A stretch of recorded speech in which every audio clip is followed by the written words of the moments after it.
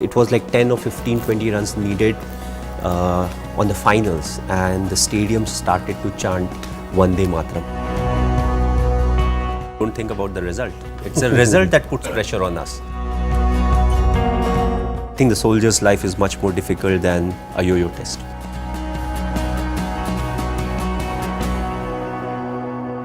Well, hello and welcome. It's a good time when you have the man who'll always be defined by those two words, Captain Cool for us. Thank you so much for speaking to us, MS Dhoni. It's not very often that you do such things, don't you? Very long time. Very long time indeed. So it's a good time for us that you're speaking to us. So what's your idea for good time? Well, I feel for me most of the time is good time. Either you are learning or you're enjoying what you have learned. So it's not the ups and the downs. You know, you lose some, you win some. When you win, you celebrate. When you lose, you learn. So either ways, I'm having a good time. So how do you keep yourself so cool? I mean, as you said, it's always, you are unfazed by good and bad. So how do you maintain that calm, cool exterior? Very simple. Don't think about the result. It's a result that puts pressure on us. You know, what if this happens? What if we don't win the game? What if we don't get selected?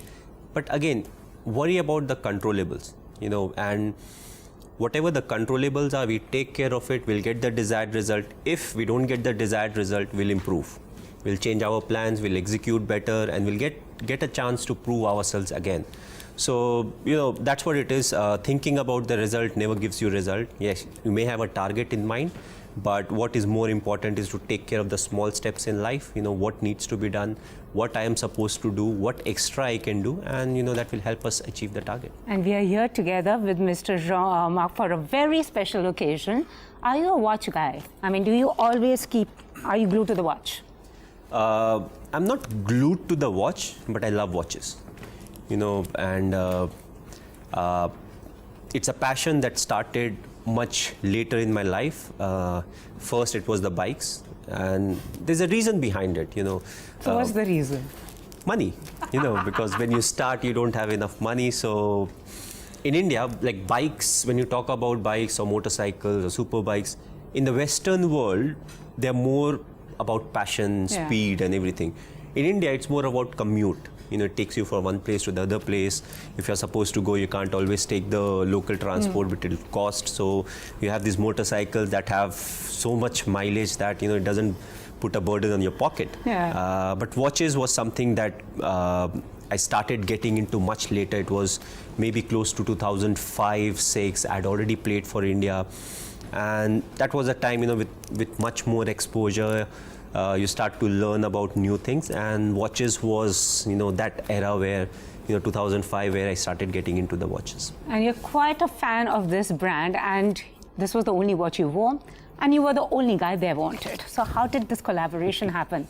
Well, I've known about Panerai from a very long time, and during 2011 World Cup and much before that, when Gary Kirsten was our coach, we used to have Mike on and off, you know, used to come interact with the team, and he was a brand friend, you call him brand friend, of Panerai, and that was the first time I actually saw a Panerai watch in person. And by in person, I mean where you can say, Mike, can I have a look at your watch? So you can take the watch, you can have a look, and I was very impressed.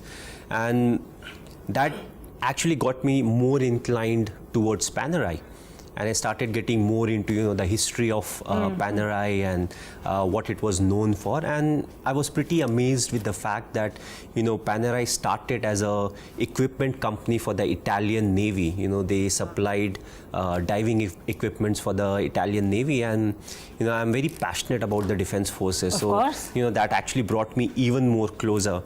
And also the fact that, you know, always felt Panerai was very bold, and it was very confident about, you know, what it is, you know, unfazed about what people would say. And it has stuck to the heritage that it has. You know, it has a very long heritage. It has gone through the ups and downs, and you know, that's what makes you more and more successful in life, when you go through the ups and the downs at the same time.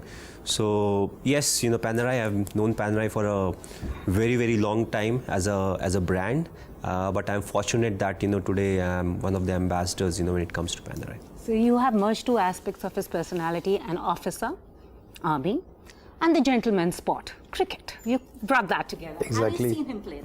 Well, I got the chance to meet with MS Dhoni in April for the first time, and he invited me to one of his matches, which he won. I think he did that on purpose, and it was a beautiful moment because it was my first match of cricket in my life. I was informed about the rules of the game by him before, but especially by his wife, so I had the best of his staff to take care of me during the match. And are you a cricket convert? Let me ask you that first. Is what? Is? Are you a cricket convert now? Oh, no, of course. Now I've seen the ambience and how much it generates passion in India. And the beauty of having met with MS Dhoni is that Mike Horn is one of our good ambassadors since many years. He spoke to me about MS Dhoni and about India, that he has been many times. And when coming here, I discover his story from when he was a kid to today, and the success story that he represents. And for me, Panerai is in the same mood. MS Dhoni has mentioned rightfully that the brand has started and then was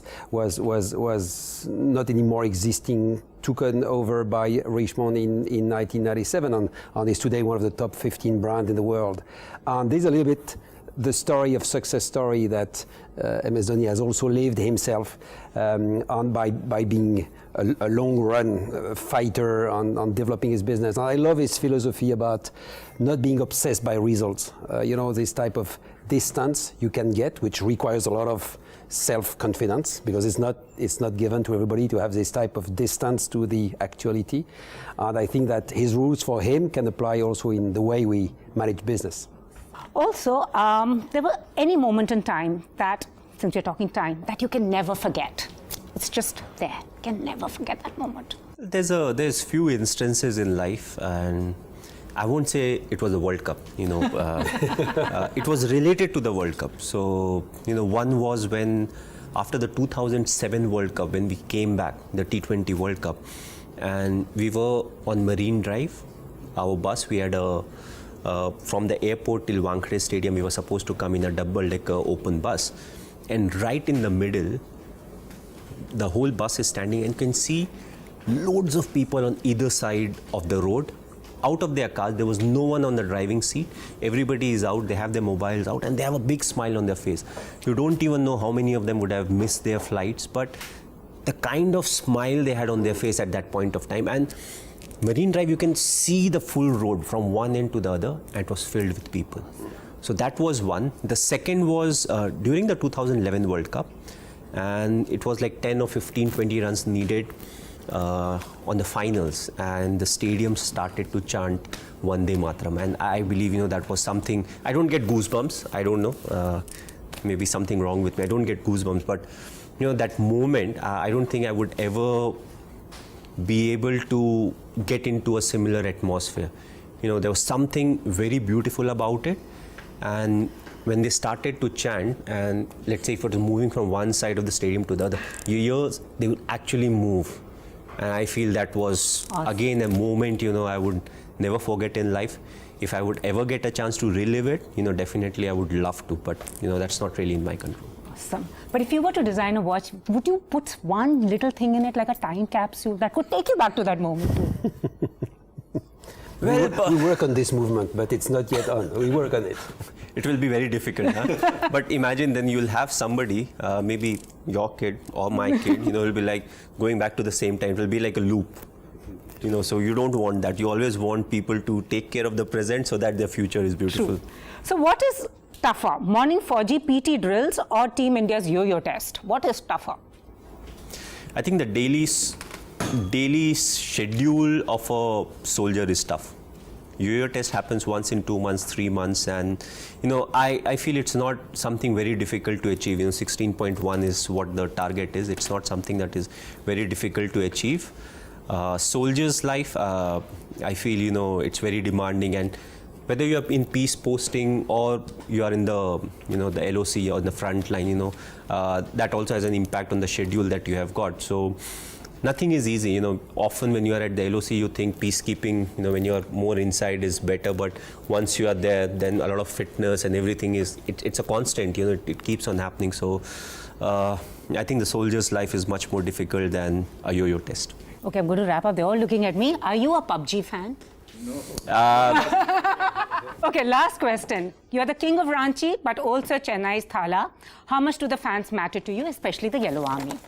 Well, if you see, yes, Tamil Nadu has literally adopted me.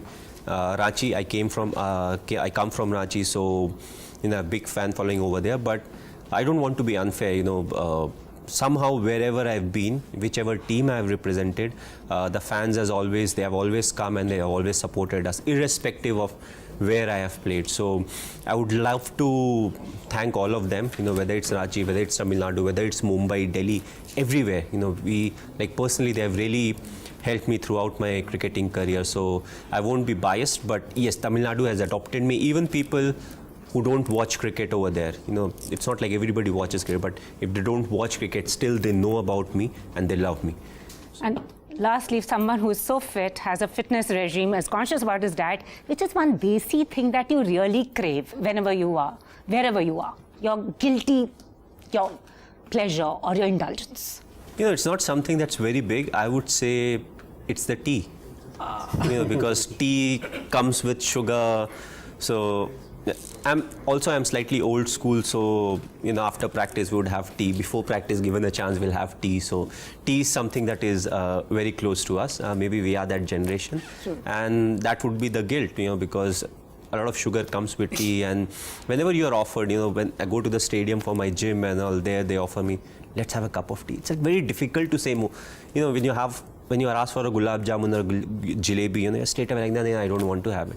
Tea, you are like, acha, let's have it. There's something about it. True. And thank you so much. And I hope there are many more occasions to speak to you. Thank you so much for getting him to us. And well, pick up that watch. It looks cool, just like our Captain Cool. Thank you so much.